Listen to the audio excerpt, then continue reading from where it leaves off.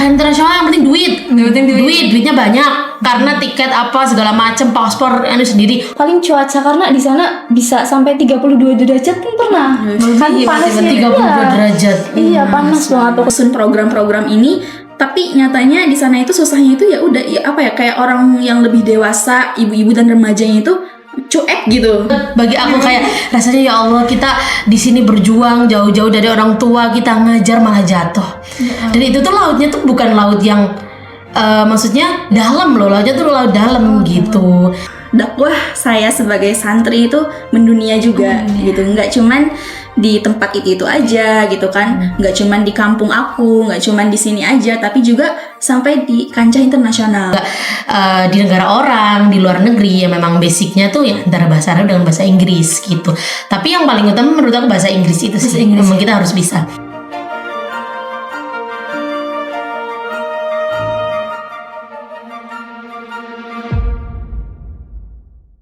Assalamualaikum warahmatullahi wabarakatuh. Halo Sobat Takwa, kembali lagi di Podcast Rumi, ruang untuk mencari inspirasi.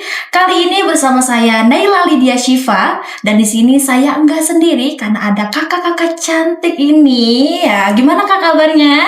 Alhamdulillah. Baik. Oke, mungkin teman-teman kita ajak kenalan dulu kali ya, dari kakak ini boleh? Baik, perkenalkan, nama aku Fatimah Tuzaro. Kalau di kampus biasa dipanggil Faza, tapi di sana biasa dipanggil Fatimah. Dari 7 KPI A. 7 KPI. Oke, kenalin, nama aku Jihan Azahra. Aku sama dari prodi KPI juga, 7 KPID. 7 KPID. Kakaknya? Oke, hai semuanya, perkenalkan nama aku Afnia Nur Hasanah dari kelas 7 KPID, satu kelas dengan Kak Jihan. Oh, rata-rata KPI. Iya, KPI, salam komunikasi. Iya. Karena ini judulnya KPI mendunia. KPI Iya, KPI mendunia. Perlu diinformasi ya teman-teman. Jadi kakak-kakak ini tuh KKN-nya di luar negeri, bener kak? Iya, alhamdulillah. Nah, aku pengen tahu nih, kalian tuh KKN di negeri mana aja? Kakaknya di mana? Kalau dari aku di Thailand. Oh, Thailand. Oke, kakaknya Aku Malaysia. Malaysia. Sama Malaysia juga. Oh, ketemu Ipin-Ipin nggak? Enggak, malah yang jadi upin-ipin kayaknya. Iya. Oke. Cosplay. Oke. Aku pengen tahu nih kak, gimana sih? Boleh kan cerita singkat gitu tentang kakak KKN di sana? Mungkin dari kakak Afni dulu. Oke. Terima kasih ya kesempatannya, Nela. Jadi ini pengalaman ya. Iya. Menurut aku ini adalah pengalaman aku yang sangat berharga ya, bisa berkesempatan untuk KKN di luar negeri. Nah, di luar negerinya itu kalau aku sendiri itu di Malaysia. Iya, jadi sebuah pengalaman yang sangat berharga karena ini juga first time aku keluar negeri juga. Iya. Gimana rasanya, ada deg-degan gitu nggak? Deg-degan karena pertama kali naik pesawat nih, pertama kali ngurus paspor segala macem apa gitu kan. Terus memang gimana ya, rasanya tuh juga waktu pertama kali di Malaysia itu mungkin budayanya ya berbeda dengan Indonesia. Iya, menurut aku itu sih. Cuman kalau ditanya pengalaman ya memang itu pengalaman yang sangat luar biasa.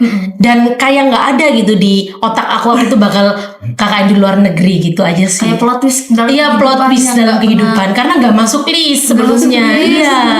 Bagus, plot twist sangat luar biasa ya. Iya, alhamdulillah sih. Oke, mungkin kakaknya? Oke. Saya sama KKN di Malaysia juga. Malaysia. Kami itu KKN di Malaysia itu ditempatkan di Pulau Sabah ya. Jadi kita itu walaupun di Malaysia bukan di kotanya gitu, tapi di pelosoknya juga gitu. Iya, karena KKN kan nggak ada yang di kota ya Mas. Iya. Nah, tentunya kalau pengalaman itu ya tadi sangat keren, luar biasa sekali untuk diri aku pribadi. Banyak sekali pelajaran dan pengalaman yang aku dapatkan di sana, mengenal orang-orang sana, budaya-budaya di sana juga seperti apa. Dan tadi juga ini first time juga buat aku untuk tadi pergi ke luar negeri. Sebenarnya pergi ke luar negeri itu kan bukan buat gaya-gayaan ya, tapi karena kita ingin ini karena mencari pengalaman aja gitu, pengalaman baru gimana rasanya di sana gitu. Perbedaannya ketika kita di negeri sendiri dengan di negeri orang itu kayak gimana. Apalagi ini itu KKN-nya tuh mandiri gitu. Emang bener-bener mandiri, dari kita berangkat ngurus-ngurus ya tadi paspor gitu ya, terus berangkat sampai nyampe sana itu emang bener-bener mandiri dan pakai uang sendiri pribadi gitu. Nah itu bener emang mandiri banget lah pokoknya gitu. Ya kurang lebih seperti itu lah. Mungkin nanti lebih jelasnya kita sharing-sharing aja ya. Kalau kakaknya nih yang di Thailand gimana? Sendirian ya di Thailand. Iya, sendiri nih. Nah, kalau di Thailand menurut aku sendiri juga pengalaman yang luar biasa banget ya. Bisa KKN di negeri orang. Untuk pengalamannya dari cuaca berbeda banget, terus budaya juga sangat berbeda. Pokoknya antara Indonesia dan Thailand sangat berbeda. Iya, betul. Ada nggak sih kayak culture shock gitu Kak di sana, entah dari apa gitu mungkin? Ada. Kalau dari Thailand sendiri, kalau saya cuaca di sana bener-bener panas banget Kak. Oh, melebihi Bekasi kayaknya ya. Iya kayaknya panas banget sana kalau cuaca. Paling kagetnya di cuaca, terus makanan. Makanan gimana tuh? Iya, kalau makanan di Thailand itu cenderung rasanya masam. Masam. Oh, Iya, kayak tom yum gitu ya? Kayak tom gitu yum ya? semam gitu. Kalau di Thailand tuh rasanya masam, terus manis. Kalau rasa pedes itu jarang banget kalau di Thailand. Berarti kakak kalau misalkan sarapan atau apa itu nasi goreng pun asam atau gimana? enggak juga. Cuma ya ada rasa-rasa udang-udangnya itu kayak udah wajib gitu Berarti loh. Kayak seafood tuh kayak udah kental ciri banget khas gitu ya? gitu, iya. Kayak ciri khas di sana. Kalau kakak yang Malaysia ini gimana nih? Oke, kalau culture shock ya. Oh ya, sebelumnya di sini aku mau jelasin dulu karena kita yang dari Malaysia itu kan dibagi jadi 3 kelompok ya. Kita itu kan ada 10 orang.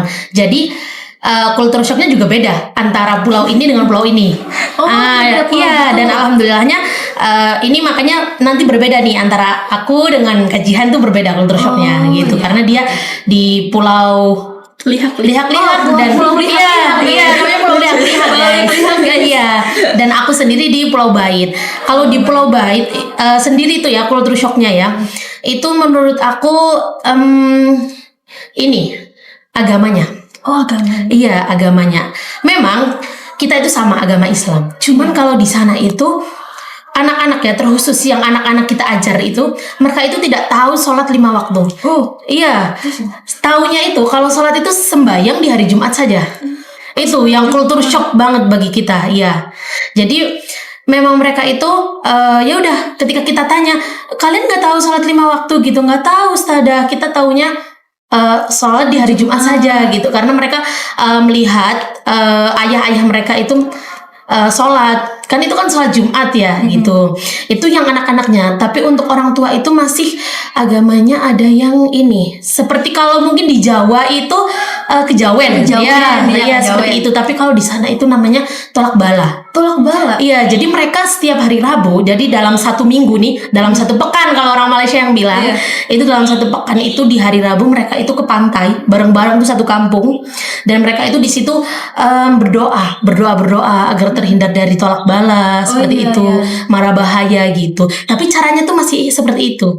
Memang nggak semuanya, cuman kalau mungkin dari 100% yang melakukan seperti itu tuh mungkin 80%. Yang 20%-nya alhamdulillah sudah paham kalau memang hal seperti itu tuh tidak harus dilakukan gitu. Oh, berarti kalau yang sholat di hari Jumat itu mereka dalam 1 waktu aja gitu kan? Nggak 5 gitu atau gimana? Kalau yang orang Islamnya memang sudah paham ya, mereka sholat 5 waktu. Tapi kalau enggak ya tidak. Gitu. Oh gitu. Seperti itu, iya. Berarti pulaunya itu benar-benar kakak tinggal di pulau yang ada apa sih, air-airnya gitu atau gimana? Oh tidak, kalau aku sendiri nih karena kita dibagi 3 kelompok. Kalau aku itu jadi aku pulang pergi. Aku tinggalnya di darat, ya. Aku di homestay, ya. Karena kita kan bersama sebuah yayasan dan kita mempunyai atasan, dan atasan kita menyediakan sebuah homestay buat kita. Kalau mungkin kalau di Indonesia nih teman-teman kita yang KKN reguler mungkin posko. Posko bagi kita, iya. Tapi di sana homestay. Sedangkan kalau yang langsung tinggal dengan masyarakat di pulau ini kajian mungkin gimana kajian? Berbeda ya? Iya, karena kita berbeda, iya. Iya. Oke, lanjut ya. Karena kita di tempat yang sama di Malaysia, cuma beda pulau aja, mungkin culture shocknya itu nggak terlalu jauh lah. Apalagi nih di Malaysia itu kan masih agak mirip-mirip sama Indonesia ya. dan dari segi cuaca makanan itu masih agak cocok di lidah lah, masih cocok gitu ya, daripada di Thailandnya udah beda ya, udah asem tuh. Nah kebetulan aku ini emang dipisah sama Kak Afni. Aku ini di pulau yang paling jauh di antara mereka, itu di paling terpencil, paling pedalaman, namanya Pulau Lihak-Lihak. Nah, di mana di sana itu emang tadi dari pemahaman agamanya itu masih kurang juga. Terus tradisi yang terdahulu, nenek moyang terdahulu tuh masih kental juga di sana. Dan aku kira kan di Malaysia itu kan emang agamanya udah bagus gitu kan, kayak kita juga mikirnya kayak gitu. Soalnya ketat ya, kayak apa-apa itu dipisah antara perempuan dan laki-laki, dan ternyata itu nggak semuanya juga. Gak semuanya kan. kayak gitu. Semuanya, ya. Mungkin ini ya kalau kita di kota, waktu kita di kota itu kita makan, maksudnya kita makan di sebuah restoran itu aja antara ikhwan dengan akhwat, maksudnya antara perempuan dengan laki aja dipisah lah. Setahu kita kan kayak ini kayaknya agamanya Kental banget. Iya, kental banget ya agama Islamnya. Ternyata waktu kita langsung terjun ke pulau itu tidak seperti itu ternyata. Nah kebetulan di tempat aku itu setengah darat, setengah di atas air. Jadi rumah yang aku tempatin itu ada di atas air gitu. Atas air ngapung gitu. Iya, jadi ya memang di pulau gitu. Rumahnya itu mengapung. Nah kebetulan kita itu di sana tinggal di keluarga angkat. Ada keluarga angkat kepala kampungnya yang menampung kita di sana, yang masya Allah luar biasa, mereka baik banget lah, pokoknya baik banget, kita dimasakin tiap hari, makanya uang kita paling awet di antara mereka ini. Kalau kita kan sering ngeluarin uang kan, transport segala macam Tapi ya itu ada maksudnya enak dan enggaknya juga sih, ya kan masing-masing pasti ada gitulah. Dan di sana juga aku senengnya di sana itu keluarga di sana itu sering minta dimasakin masakan dari Indonesia, khas Indonesia gitu kan. Kebetulan aku suka masak ya, jadi aku seneng. Aku mengenalkan nih, ini sambal terasi gitu kan. Dan mereka tiap hari hampir mau dibikinin sambal terasi. Mereka gitu. suka Soalnya gitu. soalnya sambalnya itu emang beda juga gitu. Dari masalah makanan itu emang agak ada bedanya. Apalagi di sana itu kan pinggir laut ya, jadi makanan itu hampir setiap hari dimasaknya itu seafood kayak gitu. Jadi ayam itu udah jarang makan ayam. Tapi aku pikirnya nggak apa-apa lah, perbaikan gizi gitu ya. Tapi dari segi rasa yang di makanan Malaysia tuh lebih ke asin atau masih mirip-mirip lah. Cuman mungkin kalau di Indonesia itu bumbunya itu lebih kerasa, lebih karena udah cocok mungkin dia lahir di Indonesia gitu ya. Iya sebenarnya sama-sama kerasa, cuman kalau di sana itu kebanyakan rempah karena di sana itu juga banyak orang India sama Pakistan. Orang India sama Pakistan. Jadi setiap resto itu pasti ada orang India. Chefnya itu pasti orang India. Makanya kalau di lidah aku sendiri, nggak tahu kalau kajian ya. Kalau di lidah aku sendiri aku kurang cocok. Mending makanan Indonesia karena rempah-rempahnya itu loh. Yang rempah-rempah kuning-kuning tuh. Itu. Jadi aku kurang suka. Tapi kalau untuk minumannya Indonesia sama Malaysia jelas jauh enak Malaysia. Dari coklatnya, dari Thai tea-nya, dari taronya, dari green tea-nya, semuanya itu mereka lebih buket kerasa gitu. You know buket. Yes, I know. Gitu lah. Kayaknya kalau Thai tea lebih enak Thailand sih. Iya. Tapi Malaysia tuh juga enak juga ya Thai tea-nya. Promosi makanan ini. Karena berasal dari Thailand. Iya. Tapi di sana itu anak-anak itu luar biasa semangat banget, karena udah jarang ada ustazah gitu, ustazah, karena kita dipanggilnya di sana ustazah ya. Jadi emang ketika kita datang untuk mengajar di sana itu mereka semangat banget gitu. Apalagi di Lihak-Lihak ini nggak ada. Jadi pas kita pulang itu ya udah belum ada yang mengajar menggantikan kita lagi. Makanya mengajinya atau pemahaman agamanya itu ya di situ aja gitu, nggak maju-maju gitu. Itu miris banget emang ya namanya. Tapi kita seneng banget lah bisa memberi penerangan buat mereka gitu, walaupun waktunya singkat gitu. Jadi sangat berkesan banget ya bagi mereka. Iya, berkesan bagi mereka, berkesan juga bagi kita gitu. Oke. Terus kalau misalkan dalam segi bahasa ya Kak, itu gimana tuh? Soal kalau Thailand kan aku tahu Swadika kayak gitu lah ya. Malaysia mungkin kayak Upin Ipin bahasa kayak gitu. Iya. Nah, iya. Sama-sama sebenarnya, iya. Apa harus diwajibkan kayak Inggris, Arab itu?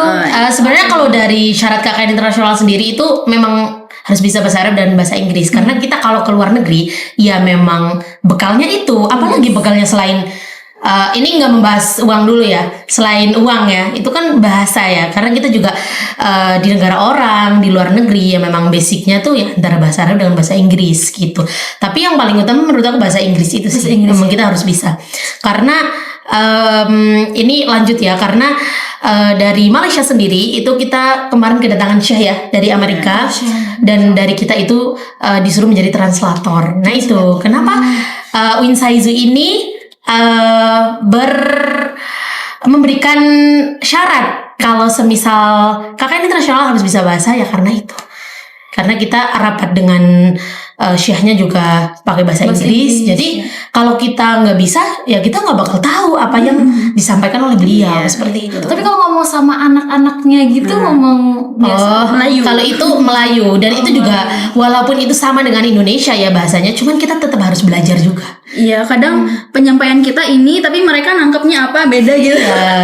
Suka nanya kan kalau misalnya habis menjelaskan, kalian paham nggak gitu kan? Kalian paham nggak? Soalnya kan walaupun mirip-mirip pasti ada yang beda gitu dari dalam bahasa. Kita harus adaptasi bahasa juga sama mereka karena kalau kita KKN-nya itu di kota ya, rada sedikit kota, itu mungkin tentang bahasa better ya. Cuman ini tuh bener-bener di pulau, pelosok gitu. Jadi ya orang-orangnya cuma bisa bahasa Melayu, bahasa Indonesia pun mereka yang kayak jarang gitu ya tahu bahasa Indonesia gitu. Jadi justru kita harus belajar tambahan lagi nih bahasa Melayu gitu. Mungkin kita tahu dari kartun Upin Ipin ya. Iya gitu.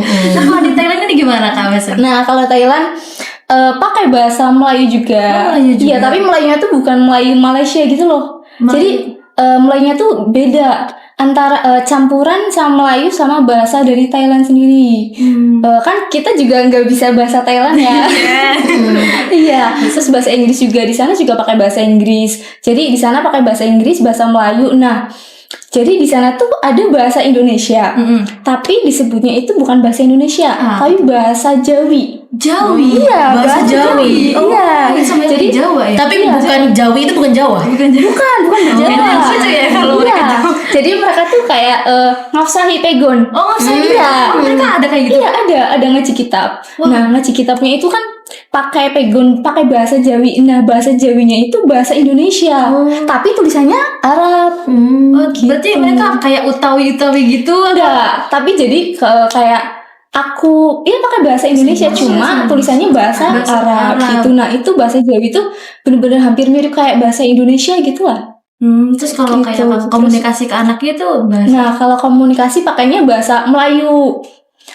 Iya, terus bahasa Inggris juga karena kan jadi di sana itu siswa-siswanya pada belajar bahasa Inggris langsung ke Pare di sini. Kediri.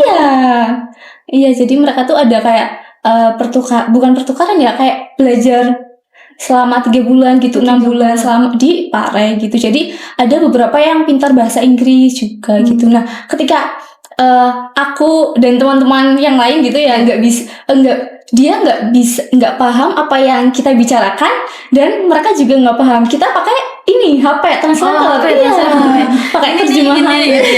Jadi mereka nulis pakai bahasa Thailand, dari kita nulis pakai bahasa Indonesia gitu. Paling kalau misal benar-benar nggak bisa, Aka bicara apa gitu. Di sana itu panggilnya Aka. Aka Indo gitu. Iya, ada Aka Indo gitu. Aka Indo. Terus kayak di sana tuh ada nggak sih yang menurut kakak tuh menjadi tantangan terbesar gitu? Karena kan di luar negeri ya. Apa gitu? Ada nggak? Apa ya Tantangan terbesar atau Kalau aku sendiri nih ya, tantangannya tentu ada. Contohnya seperti kalau kayak aku itu mengajar dan mengajarnya tuh di pulau. Nah, tantangannya tuh dalam perjalanan. nah gimana tuh? Iya, dalam perjalanannya itu sebuah tantangan. Iya, menjadi saksi bisu nih perjalanannya. Karena kita itu kan kalau dari homestay nih, dari poskonya kita itu masih darat.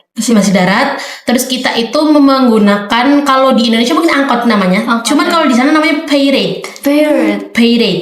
Aku nggak tahu itu pay rate itu bahasa Inggris or Melayu, aku nggak tahu. Cuman mereka tuh bilangnya pay rate, tapi kayaknya Melayu deh itu. Nah, itu sekitar 2 ringgit. 2 ringgit tuh jadi 1 ringgitnya Malaysia itu 4.000 Indonesia. Iya, jadi kalau 2 ringgit berarti 8.000. Iya, naik angkot tuh 8.000 tuh di sana. Terus setelah itu kita sampai di kampung namanya Kampung Tanjung Kapur. Di Kampung Tanjung Kapur itu, nah tantangannya itu di situ karena di situ apa namanya, karena kita orang asing ya, kadang ada sedikit gangguan gitu dari mungkin oknum-oknum yang sedikit nakal mungkin ya, dan nggak bisa aku sebutin di sini. Kayak sering diikutin gitu tuh kan, karena sebelumnya gini, kalau pulau aku sendiri nih, Pulau Bait itu sebelumnya tidak pernah ada ustadzah yang mengajar di situ. Iya. Selalu ustadz, karena memang kampung di situ memang terkenal ya seperti itu. Ya mungkin orang-orang nakal gitu. Tapi alhamdulillah kita ada ustadz yang dari sana. Jadi kita mungkin ada ininya ya, bodyguard ya. Bodyguard. Jadi ya lebih aman. Terus setelah itu kita dari Kampung Tanjung Kapur kita naik perahu. Iya, kita naik perahu ke Kampung Limau-Limau yang kita ajar di situ. Yang di Pulau Bait itu, di Pulau Bait itu ada kampung namanya Kampung Limau-Limau. Itu sekitar berapa menit atau jam gitu untuk Itu dari mana tuh? Dari posko kita atau dari Kampung Tanjung Kapurnya ke Kampung Limau-Limau? dari posko kakaknya? Kalau dihitung mungkin 25 menit lah. 25 menit atau 20 menit, kalau cepat 20 menit gitu perjalanannya ya. Nah itu kan naik kapal ya, naik perahu bukan kapal. Kalau kapal tuh kayaknya gede ya, naik perahu. Naik perahu terus. Nah di situ menurut aku tantangan banget, karena aku juga pernah mengalami, karena aku pernah jatuh. Jadi itu tantangan banget bagi aku, kayak rasanya ya Allah, kita di sini berjuang jauh-jauh dari orang tua, kita ngajar malah jatuh. Dan itu tuh lautnya tuh bukan laut yang maksudnya dalam loh, lautnya tuh laut dalam gitu. Jadi itu tantangan kalau bagi aku sendiri. Nggak tahu kalau yang lain tantangannya apa, mungkin beda-beda. Ya mungkin Ya, sebelumnya kan banyak yang beranggapan yang KKN internasional mah enak gitu, yang penting punya duit bisa berangkat gitu kan. Tapi nyatanya juga sama-sama mendapatkan tantangan juga gitu ya. Udah duit sendiri dapat tantangan gitu kan. Buat tantangan juga tuh. Nah, ya. Makanya kan di sana itu kalau bagi aku tantangannya itu karena kan kita di sana sama di bawah naungan yayasan juga ya, yang namanya Sempurna Prihatin. Jadi enaknya itu emang kita nggak ada proker ya, jadi kita ngikut sana, jadi ngikut arahan sana, kita harus bagaimana ya udah gitu kan, ya tinggal ngikut aja gitu. Nah tapi kalau kita mau mengadakan proker tambahan, nah itu boleh banget gitu, boleh banget. Nah kebetulan ketika aku terjun ke masyarakat, jadi kan di sana itu emang diwajibkannya itu kan cuma ngajar inilah anak-anak aja gitu kan. Cuman kan kita kan pengen lebih apa lagi ya? lebih intens. Iya lebih intens atau lebih inilah dakwah kita itu lebih luas lagi. Nah kita pengen ke remajanya, ke ibu-ibunya juga, kita mengarah ke sana. Cuman waktu di Pulau Lihak-Lihak ini, di Pulau Lihak-Lihak juga ini nama kampungnya, nama itu Kampung Bakung-Bakung. Namanya Unik-unik ya. Unik-unik. lihat. Iya, lima. Nah, di Bakung-Bakung ini kita udah berusaha mengarahkan para remaja, para ibu-ibu ya untuk minimal datang dulu gitu, kayak apa ya? Kita emang tujuannya buat mengajarkan mengaji di sana gitu kan. Masa anak-anaknya aja yang mengaji gitu kan, orang tuanya nggak ngaji. Tapi kan nyatanya untuk mengarahkan atau menggerakkan orang yang lebih dewasa itu lebih susah gitu ya. Lebih susah dan kayak niatnya kayak cuman ya udah kita kayak kenalan dulu gitu kan. Tapi emang susah gitu, nggak ada yang datang. Itu berapa kali kita umumkan dan udah menyusun program-program ini. Tapi nyatanya di sana itu susahnya itu ya udah kayak orang yang lebih dewasa, ibu-ibu dan remajanya itu cuek gitu. Jadi lebih semangatnya itu ke anak-anaknya. Anak-anaknya itu walaupun mereka jauh gitu kan, malam-malam kan ada ngajar malam juga kalau kita itu lebih sering karena deket gitu. Kalau mereka kan langsung sekali pergi gitu. Ya kalau aku sendiri sama yang pulau satunya yang memang kita dekat itu, kita dari jam 9 pagi sampai jam 4 sore. Iya. Terus setiap hari kayak gitu ya Kak? Setiap hari kayak gitu. Kalau mereka ada malamnya, karena mereka itu kan langsung di kampungnya gitu. Kita ngajarnya di surau. Nah, jadi surau tuh kayak masjid, ya. Musola mungkin. Kalau di Malaysia ya musola. Nah, di sana Namanya ada surau. masjid cuman satu di kampung itu, masjid satu aja, dan itu pun jamaahnya beberapa aja mungkin ya, dan speaker yang buat azan itu nggak terdengar secara luas gitu, kayak pelan gitu. Bahkan sholat aja itu ya udah nggak ini, kayak ya sholat ya paling cuman imamnya yang kan di sana ada imam, ada bilalnya gitu setiap kampung itu. Jadi ya paling yang deket, yang emang punya pemahaman agama yang lumayan aja yang mau ke masjid itu. Yang lainnya ya boro-boro mau ke masjid ya sholat aja nggak bisa, ngaji juga nggak bisa gitu kan. Makanya tantangannya itu lebih ke ininya sih, ibu-ibu gitu ya, anak-anak remajanya gitu, kayak malam-malam itu malah ya sama aja, walaupun di pedalaman mereka nongkrong kayak gitu. Nongkrong gitu. Nongkrong. Ada ya. tapi tempat-tempat yang Kayak itu kan kebetulan di rumah yang punya rumah kita itu dia punya warung punya kecil gitu. Nah itu sering nongkrong di sana. ibaratnya kayak warkop lah ya. Iya. Atau enggak mereka sering ya biasa kayak ngumpul-ngumpul kayak gitu ngerokok gitu kan, ya sama aja, kayak ternyata pergaulan di pedalaman sama di kota itu nggak beda jauh gitu. Iya, aku kira ketika kita ke sana itu lebih gampang loh, maksudnya lebih beda lah sama yang di sini, ternyata ya sama aja gitu. Nggak beda jauh gitu. Oke, kalau kakak nih yang di Thailand gimana? Kalau tantangan dari Thailand apa ya, cuaca sih, bener-bener cuaca. Yang lainnya tuh sebenarnya enak-enak aja. Iya, dari tempat tidur enak ya, alhamdulillah. Terus makanan juga ya, walaupun rasanya masam-masam tapi ya masih bisa lah. Terus paling cuaca, karena di sana bisa sampai 32 derajat pun pernah. Kan panasnya 32 derajat. Iya, panas banget pokoknya. Jadi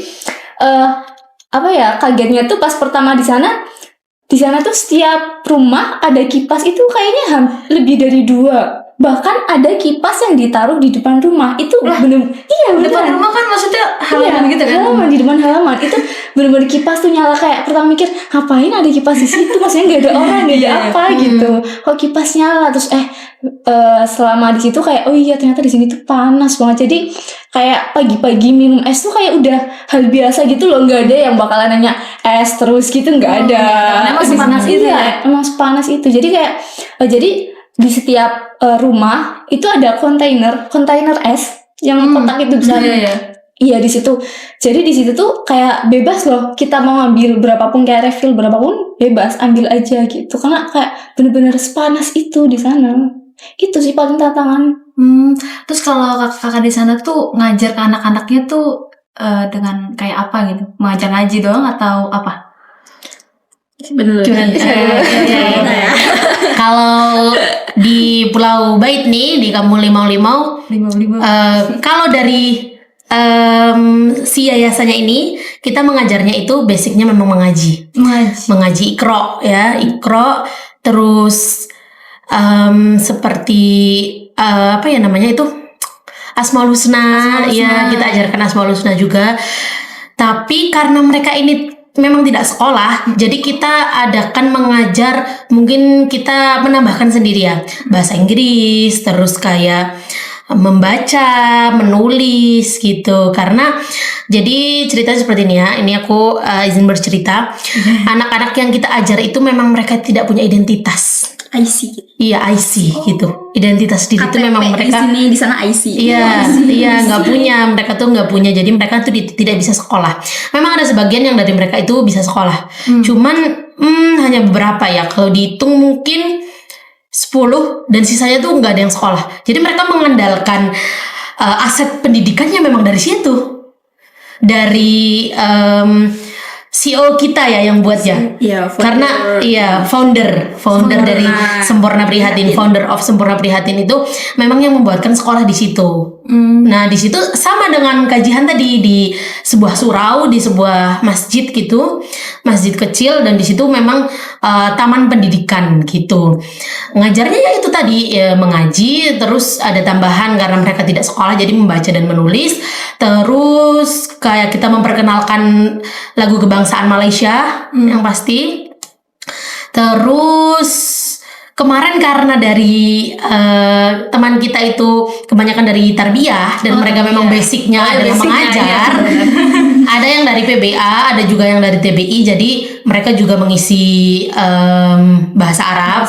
Mereka mengajarkan yang basic aja, kayak angka-angka dalam bahasa Arab, angka-angka dalam bahasa Inggris gitu. Terus kayak mungkin good morning, sobahul khair, selamat pagi gitu-gitu. Paling kayak gitu doang sih. Iya, ajarannya kayak gitu doang. Tapi memang kalau dari sananya ya hanya mengaji gitu. Mengaji. Iya, mengaji. Kalau kakaknya juga sama atau gimana? Iya, kalau kita nggak terfokus ke ngaji juga, jadi pemahaman-pemahaman keagamaan juga kita terapkan di sana, kita ajarkan di sana, minimal yang dasar-dasarnya dulu, karena mereka emang awam banget gitu kan. Paling mereka tahu ya yang dipelajarin di sekolah aja gitu kan. Terus kita kasih materi-materi tambahan yang berhubungan dengan akhlak Qurani ya, karena kita juga mengadakan kelas mindset Qurani dan mengajarkan kesenian dan olahraga juga gitu. Jadi kita juga selain mengaji fokus ke pemberdayaan anak-anak lah gitu. Untuk mengajarkan adab juga kepada anak-anak, karena emang bagaimanapun juga mereka kan di pelosok gitu ya. Dan emang nggak nggak banyak yang sekolah ya karena nggak punya IC tadi, jadi kita perlu ajarkan lewat kita gitulah gitu. Kalau kakaknya? Kalau dari Thailand ya, ini dari Thailand kan ada 4 orang ya. Oh, 4 orang. Itu dari mahasiswa. dari UIN. Itu 4 orang. Nah, itu kan dibagi menjadi 3 sekolah. 3 sekolah. Iya, dibagi menjadi 3 sekolah, tapi sekolah itu ada pondok pesantrennya. Jadi kita pondok. itu iya. Jadi kita berempat kan tinggal di pondok pesantren, tapi di dalam pondok pesantren terdapat sekolah. Jadi di sana itu setiap hari ini upacara bendera. Jadi pengibaran bendera itu setiap hari. Setiap hari. Iya, Kalau kita kan Senin doang ya. kalau di Indonesia Senin doang. Nah, Setiap kalau- hari. Iya, kalau di sana itu setiap hari itu pengibaran bendera, terus upacara gitu setiap hari selama sebelum dimulai sekolah itu.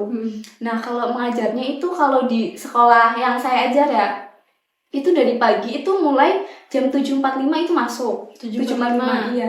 Kayak jam 7-nya di sini lah. Oh iya. Tapi di sana itu 7.45 itu masuk. Itu selesai itu pukul 4 sana. Iya, 4 sore. Iya, jadi full day. Full Iya, day. full day. Kalau di sana full day. Habis itu sholat asar jamaah. Di sana itu wajib jamaah. Jadi zuhur jamaah, asar jamaah, subuh, maghrib, isya itu jamaah. Iya, di sana. Pondok Terus, ya. Iya, pondoknya gitu ya. Lingkungan sangat berbanding kebalik ya. Pondok. Nah, jadi wajib jamaah sekolah selesai langsung pergi ke musola jamaah. Habis itu paling buat istirahat, buat mandi sorenya kan lanjut lagi maghrib. Jadi maghribnya itu di sana jam 7.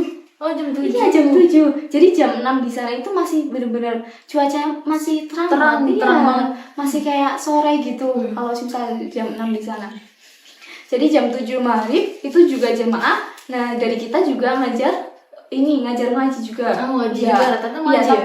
iya, tapi kita itu mengaji buat siswa yang belum lancar belum lancar mengaji Oh, dan ngaji. juga belum lancar membaca itu kita. Terus ada juga siswa yang lain yang udah lancar itu ikut ngaji pegon di Oh, atas. pegon. Iya, Oh, kayak iya. ngafsahi gitu, Ngafsahi. pakai yang jawi. Oh, berarti itu. mereka kitab-kitab kuning gitu tuh ada. Iya, ada. Akhirnya kan di sini aja ya, di Indonesia aja. Iya. Ternyata di Thailand juga Oh, pakai juga kitab ada, guys. kuning. Iya, ada. Berarti kalau di sana itu kakak juga menyesuaikan kayak budaya di pondok kan? Karena di pondok menyesuaikan banget gitu. Iya, menyesuaikan. Dan aku di sana itu malah ngajarnya bahasa Melayu. Melayu. Iya. Coba mungkin bisa kayak ngomong Orang Melayu. Indonesia malah suruh ngajarnya bahasa Melayu di sana. Terus temannya yang satu mengajar bahasa Inggris. Oh, Inggris. Iya. Jadi dibagi. Terus selain Melayu juga ngajar AI juga, kayak belajar tentang teknologi. Karena di sana kan masih kayak gaptek gitu lah Oh, ya. Iya, jadi belajar teknologi juga sama mengaji. Berarti ngaji tuh di sana tuh kayak ikro gitu atau? Iya, ikro juga. Ikro, Al-Quran juga.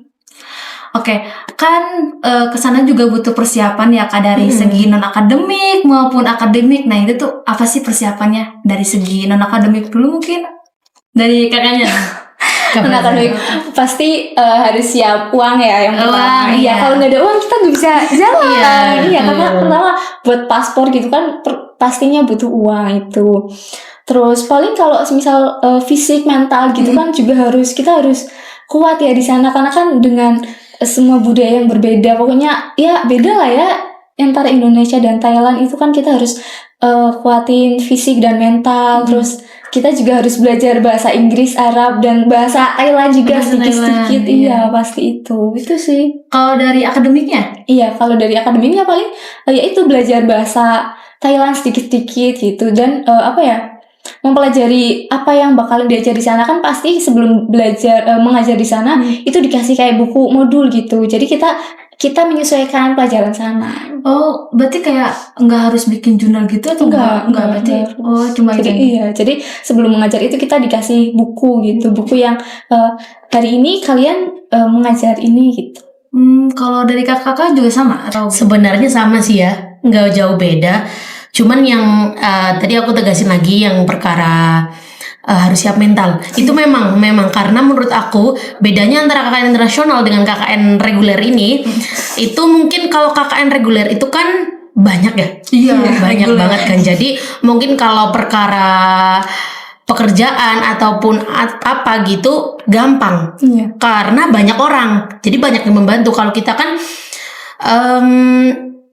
terbatas ya, orangnya terbatas. Jadi kita harus siap mentalnya tuh karena kita ngajarnya termasuknya lama ya, Iya. full time gitu ya. Jadi memang ya itu maksudnya masalah apa tadi? Mental. Iya, masalah mental ya itu memang harus kuat karena selain mengajar juga kalau dari Malaysia pribadi itu kadang kita disuruh dari atasan untuk membagi-bagikan sembako karena itu memang sudah kegiatan dari sana. Oh Iya, dari awal Yayasan Sempurna Prihatin ini berdiri itu memang karena yayasan kemanusiaan. Jadi kadang kita kayak ya Allah dari jam 9 sampai jam 4 udah ngajar gitu kan.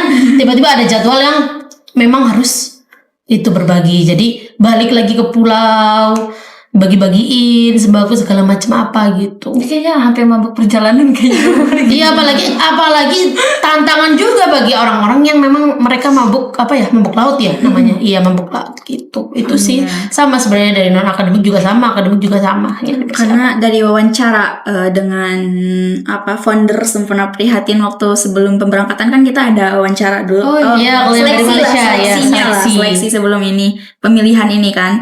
Nah itu ditanya dulu siap kerja overtime. Iya, jadi kita memang ditawarin ya. Kalau memang nggak sanggup ya nggak bakalan diterima. Karena sebelumnya itu, jadi gini, kadang ada yang berpikir KKN internasional yang penting duitnya banyak karena tiket apa segala macam, paspor sendiri. Enggak, karena dari sananya, jadi dari LPPM itu hanya menjembatani, bukan yang menerima kita bakal keterima di sana atau enggak. Oh iya. Gitu. Jadi yang menentukan mahasiswa Winsaizu nih yang KKN internasional yang bakal keterima bangga ya dari sananya, dari Malaysia karena kita ini ya wawancara langsung. Jadi itu ditanyain siap enggak kerja overtime dan itu nyata real kerja overtime beneran ya. Iya. Kayak cuma buat kayak ini doang gebrakan. Iya, gitu. karena tuh sebelumnya tuh termasuknya kalau yang Malaysia rada banyak ya yang daftar, tapi yang keterima dari Winsaizu 7 doang tersisa. Wow. Dan itu hasil dari wawancara dengan foundernya langsung. Tepuk tangan dulu kayaknya buat Tepuk tangan. Ya alhamdulillah terpilih gitu. Kita aja nggak nyangka ya. Iya. Iseng-iseng aja ya. Iseng-iseng berhadiah. Awalnya coba-coba. Awalnya coba-cobain. Bahkan daftar diem-diem ya. Iya. Daftar diem-diem. Motivasi kakak nih ya buat kayak KKN di luar negeri, mungkin kan emang gak ada planning ya sebelumnya atau emang ada gitu, dibandingkan KKN yang di sini yang reguler gitu ya, di daerah sini itu apa motivasinya? Motivasi terbesar itu sebenarnya ingin membuktikan aja sih ke orang tua gitu. Kalau aku pribadi ya, aku ingin membuktikan ke orang tua aku karena orang tua aku tuh biasanya tuh sukanya nantangin gitu. Oh, nantangin ini kemampuan anaknya gitu. Karena kan aku sebelumnya alhamdulillah ya, kenapa aku bisa bahasa Arab dengan bahasa Inggris karena sebelumnya aku di pondok pesantren, di boarding school gitu, dan itu masih kakak Adian sama Gontor di sana di Yogyakarta. Nah jadi dari situ orang tua aku tuh kayak tahu kalau KKN di Winsaizu ini banyak nih, ada Nusantara, ada ini. Nah aku ditantang sama orang tua aku, coba kamu KKN internasional, aku biayain nggak apa-apa seberapapun itu. Aku mau ngetes nih bahasa kamu gitu. Jadi aku tuh di situ tertantang. Itu motivasi terbesar aku sebenarnya orang tua aku sendiri sih gitu. Dan ya alhamdulillah mungkin karena dari keinginan orang tua, dukungan ya, support banget. Jadi mungkin jadi keterima ya karena mungkin itu. Salah satu doa gitu. Kalau yang lain Mungkin Kalau aku emang udah ada planning untuk keluar negeri, cuman kalau untuk KKN internasional ini sebelumnya belum ada planning gitu. Jadi aku ngikutnya apa ya udah ikut yang reguler biasa aja gitu. Cuman di balik itu ada orang-orang hebat yang terus mendorong aku gitu.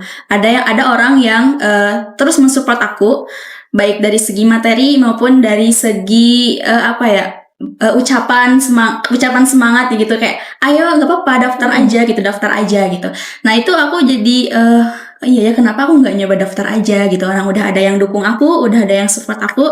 Nah makanya disitu aku memberanikan diri untuk daftar, dan aku bangga dengan status aku sebagai seorang santri juga. Selain sebagai mahasiswa, aku sebagai seorang santri yang alhamdulillah sekarang yang mengajarkan Al-Quran juga, yang terus berinteraksi dengan Al-Quran. Jadi aku pengen dakwah saya sebagai santri itu mendunia juga gitu, nggak cuman di tempat itu aja gitu kan, nggak cuman di kampung aku, nggak cuman di sini aja, tapi juga sampai di kancah internasional seperti itu motivasi aku. Kalau kakaknya? Nah, kalau dari aku sendiri sebenarnya ya, sebenarnya agak berat.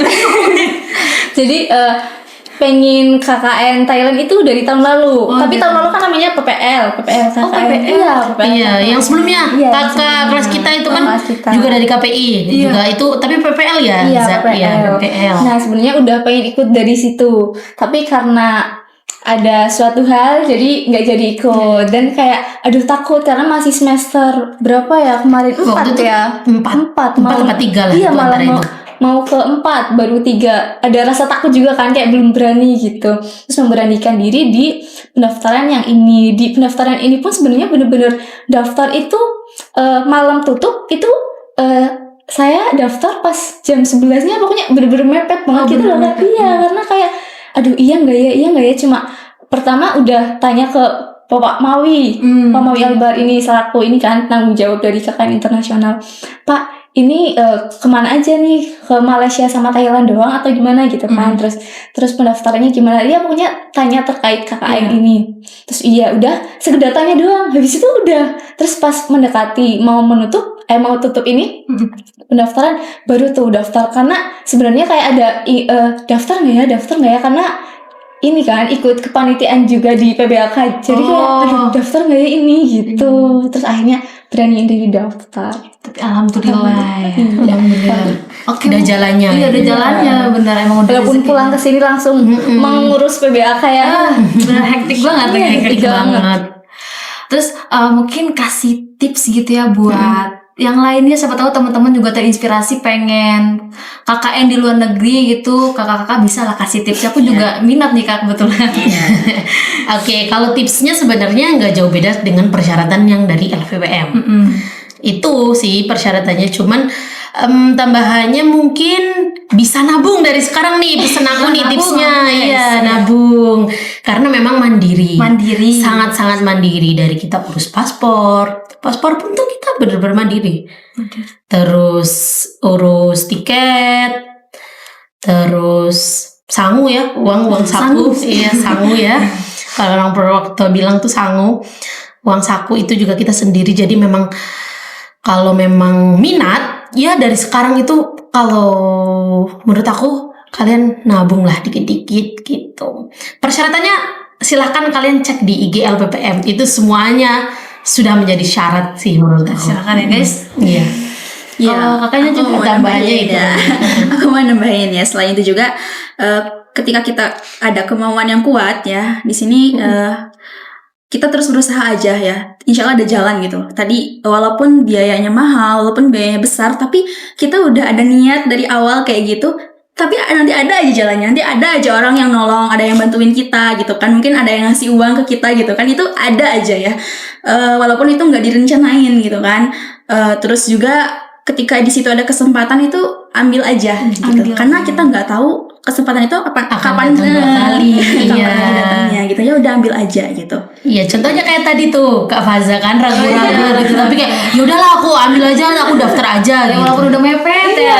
Karena itu bener-bener iya, daftar. karena kalau pengalaman itu memang tidak bisa gimana ya? Diulang. Nggak bisa diulang, nggak bisa digantikan oleh apapun menurut aku tuh kalau pengalaman tuh ya. Gitu. Ya apalagi kan ini membawa nama baik semuanya. Iya, semuanya entah itu universitas ataupun Diri kita fakultas gitu gitu. Kakaknya? Iya, bersama ya. Ini pantengin Instagram LPPM intinya ya, Pantengin, pantengin guys. Instagram LPPM. Iya. Terus kadang tuh orang-orang pada mikirnya aduh nggak bisa bahasa Inggris, nggak bisa bahasa Arab, pasti terkendala bahasa ya Iya. teman-teman yang lain. Pokoknya Mungkin jangan takutnya. jangan takut lah, pokoknya setidaknya bisa basicnya lah. Basic sebenarnya nggak harus kayak kita fluently ya, kayak fasih gitu, nggak harus. Cuman kita memang harus tahu basic. Iya, Kayak what's your setidaknya Iya, gitu ya. Iya, karena ada sebuah kejadian waktu di bandara itu kita ngantri, terus kita barengan dengan orang USA di situ, dan kita itu kan otomatis sana nggak bisa bahasa Indonesia, Iya. dan nyuruh kita buat ke depan. Ini antri sebelah sini tuh kosong gitu. Nah kalau kita nggak tahu, kita mau cari tahu di mana kalau kita nggak tahu bahasa Inggris gitu. Padahal itu basic banget. Itu sih salah satu contohnya. Terus di sana memang ya bahasa Inggris tuh dipakai banget. Kalau bahasa Arab mungkin nggak terlalu ya. Kecuali kita kakaknya di Arab Saudi gitu kan, di Qatar gitu, baru kita pakai bahasa Arab gitu.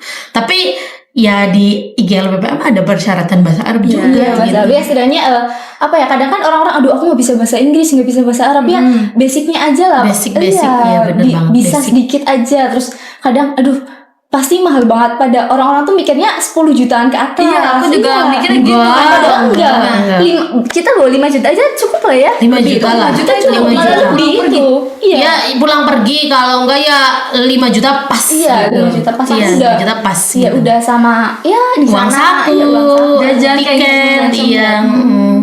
Oke. Dan juga kita di sana kan dapat lagi dari pihak. Iya, alhamdulillah kita kadang tuh diajak makan, gitu. Iya, alhamdulillah. Ajak Baik-baik, jalan-jalan.